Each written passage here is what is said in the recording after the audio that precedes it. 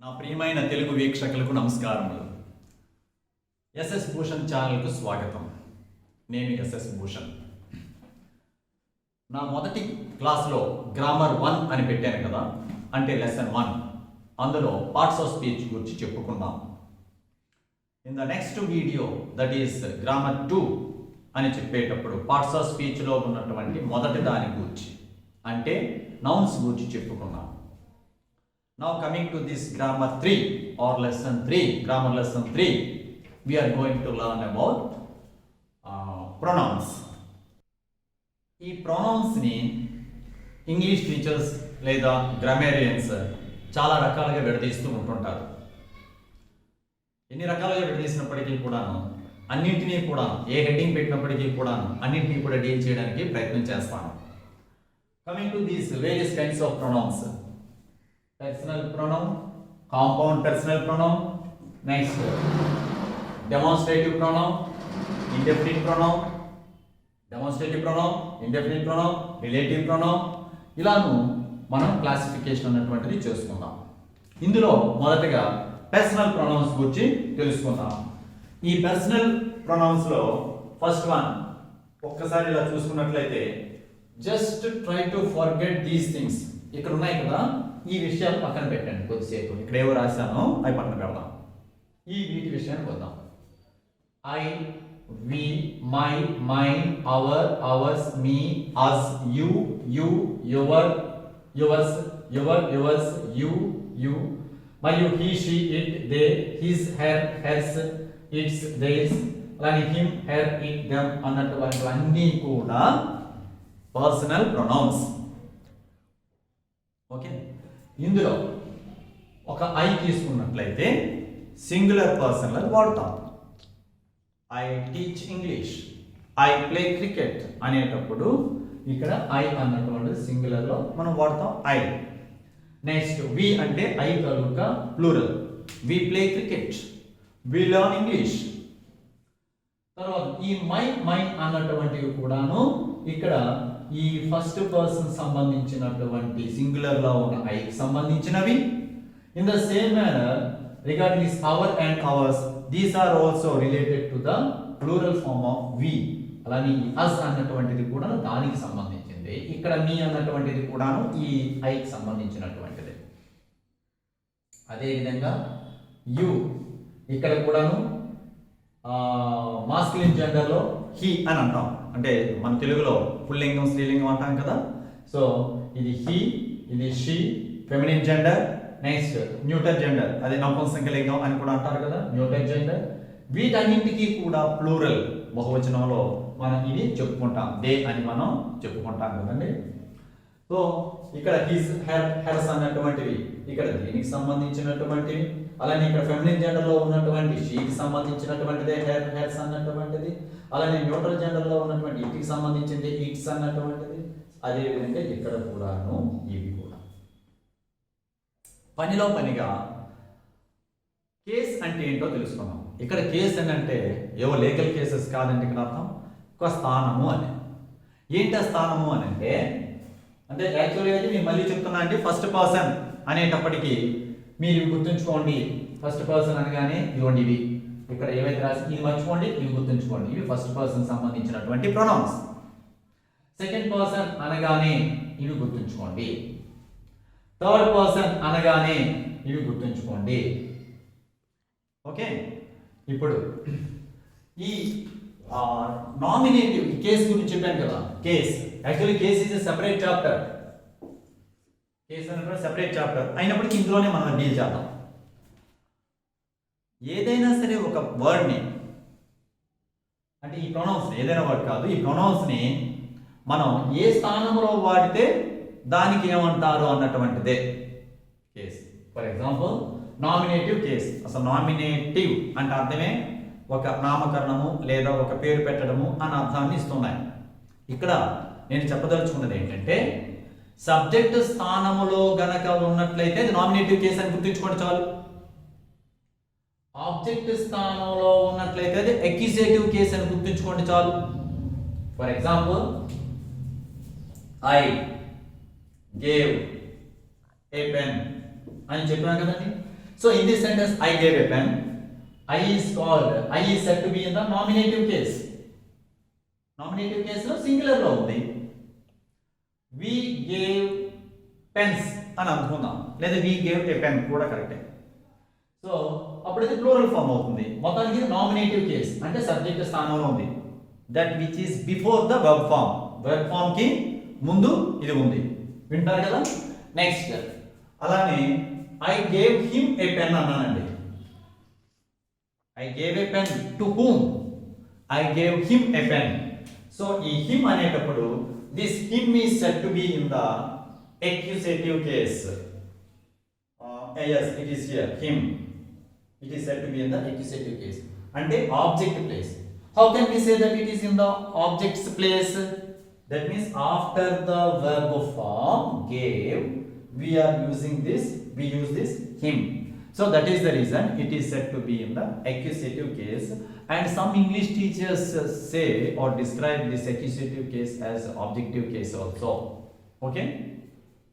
Now coming to the other one, possessive case. Possessive case, that which tells about possession.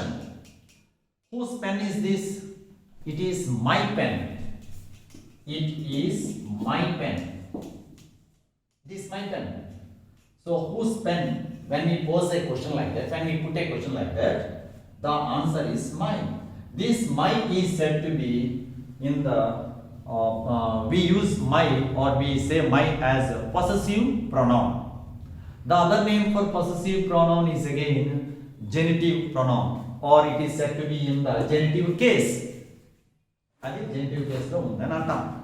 Sir ఇప్పుడు ఇవన్నీ కూడా మనం గుర్తుంచుకోవాలా అని అంటే, ఏదైనా సరే ఒక కాంపిటేటివ్ ఎగ్జామ్స్కి వెళ్ళేటప్పుడు క్వశ్చన్స్ ఇచ్చేటప్పుడు అనేక రకాలుగా ఇస్తారు. కానీ డైరెక్ట్గా ఫర్ ఎగ్జాంపుల్ ఇలాను I gave him a pen అని చెప్పి ఐ అంటే ఏంటి, what is meant by I, or to which part of speech does this I belong to అని ఇవ్వకపోవచ్చు.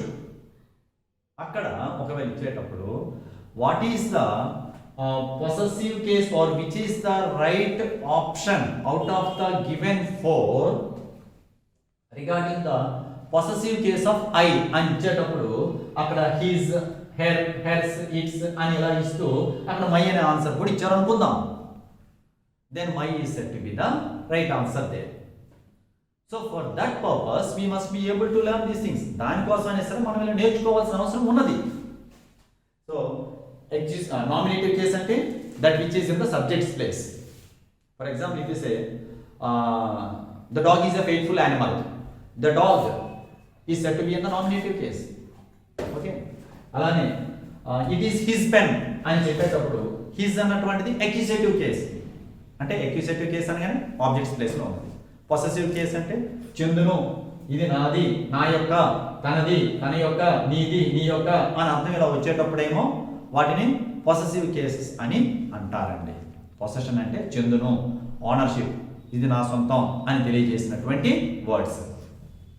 అదేవిధంగా so all these are about personal pronouns. ముందుగా మనం పర్సనల్ ప్రొనౌన్స్ లో first person, second person, third person నేర్చుకున్నాం. అందులో అనమాట ఈ ఫస్ట్ పర్సన్ ఇవన్నీ వస్తాయి, సెకండ్ పర్సన్ లో ఇవి వస్తాయి, థర్డ్ పర్సన్ లో ఇవి వస్తాయి. ఇందులో masculine gender, feminine gender, neutral gender, అలానే ప్లూరల్ లో దే, దేస్, దెమ్ అని కూడా ఇక్కడ వాడతామని నేర్చుకున్నామండి. సో నెక్స్ట్ అలా విషయానికి వచ్చినట్లయితే కాంపౌండ్ పర్సనల్ అంటాం. ఈ కాంపౌండ్ పర్సనల్ అంటే ఏంటి? ఏదైనా సరే రెండు వర్డ్స్ ని ఒకటిగా చెప్పేటప్పుడు కాంపౌండ్ అని అంటాం. ఆ కాంపౌండ్ అనేటప్పుడు మీరు గుర్తుంచుకోవాల్సింది ఏంటంటే, ఇక్కడ మై అనే పక్కన సెల్ఫ్ అని, అవర్ పక్కన సెల్ఫ్స్ అని రాసాం. ఆ రెండు కలిస్తేనే compound personal pronoun. These compound personal pronouns are again divided into two types. One is reflexive pronoun and the other one is emphatic pronoun. Reflexive pronoun and emphatic pronoun. What is meant by a reflective pronoun? What is meant by a reflective pronoun? Reflexive pronoun, the pronoun which is used to show the reflection of the action on the subject, it is called reflective pronoun. ఒక మాటలో చెప్పాలంటే ఇక్కడ subject చేసినటువంటి పనిని ఇది నేనే చేశాను అని చెప్పుకోవడానికి వాడినప్పుడు అది వెర్బ్ తర్వాత వస్తుంది, అప్పుడు దాన్ని ఇలా రిఫ్లెక్సివ్ ప్రొనౌన్ అంటాం. నిన్ను ఎవరు గాయపరిచారు? Who injured you, who wounded you, who hurt you అని చెప్పేటప్పుడు I wounded myself. So that is called reflexive pronoun. అంటే ఇక్కడ జరిగినటువంటి యాక్షన్ ఎవరు చేశారు? ఇది ఎవరో చేయలేదు, ఈ సబ్జెక్టే చేసుకున్నాడు. ఈ సబ్జెక్ట్ తనకి తానే చేసుకున్నాడు అని చెప్పేటప్పుడు ఈ మైసెల్ఫ్ అనేది వాడతాం. అలానే యూ వచ్చేటప్పుడు దానికి తగినటువంటిది యువర్ సెల్ఫ్ అనేది వాడతాం, కానీ యూ wounded myself అని అనము. You wounded yourself. అలానే he wounded himself, she wounded herself. That all లేదా న్యూట్రల్ జెండర్ భావించినట్లయితే if we consider it as a neutral gender, then we have to use it. It wounded itself. We wounded ourselves, or we wrote ourselves in the same manner. We tried ourselves. How did you get the answer? We tried ourselves.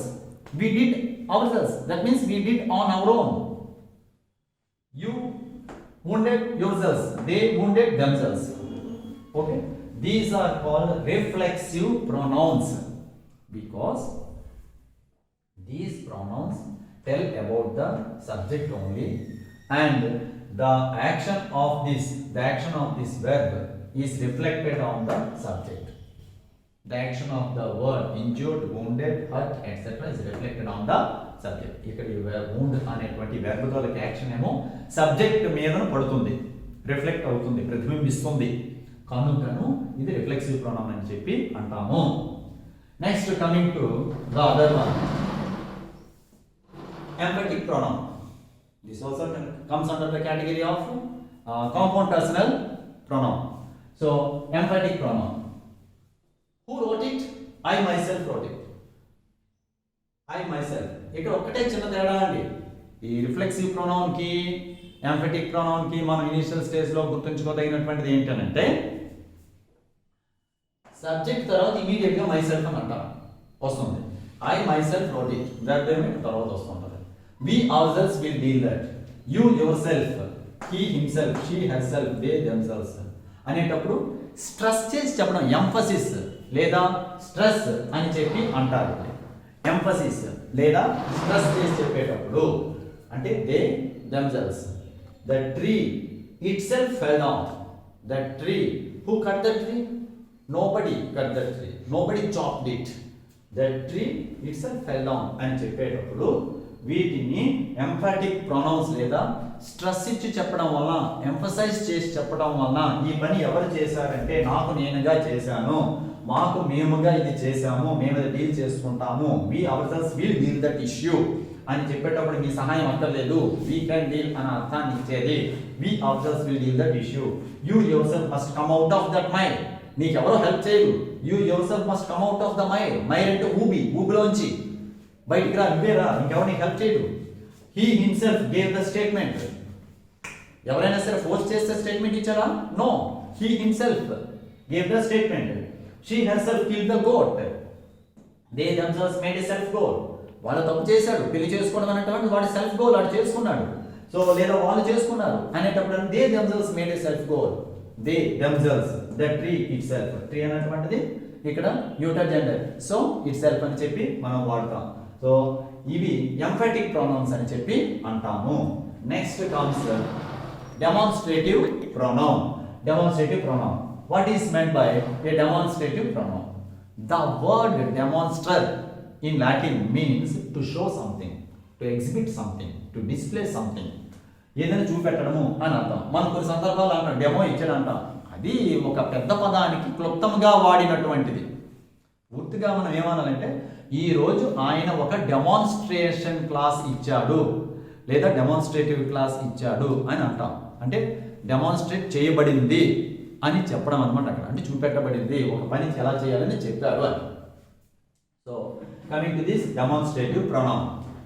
This is a board. These are apples. This, that. This, these. The plural of this is these. The plural of that is those. So these four are used or said to be demonstrative pronouns. Demonstrative pronouns. And there is a little bit of difference between this, these and that, those. ఏంటంటే These are used to explain nearer things, and these two are used to explain farther things. These are used to explain nearer things, and they are used to explain farther things. అంటే కాస్త దూరంగా ఉన్నటువంటి వాటి గురించి చెప్పేటప్పుడు that give me that pen.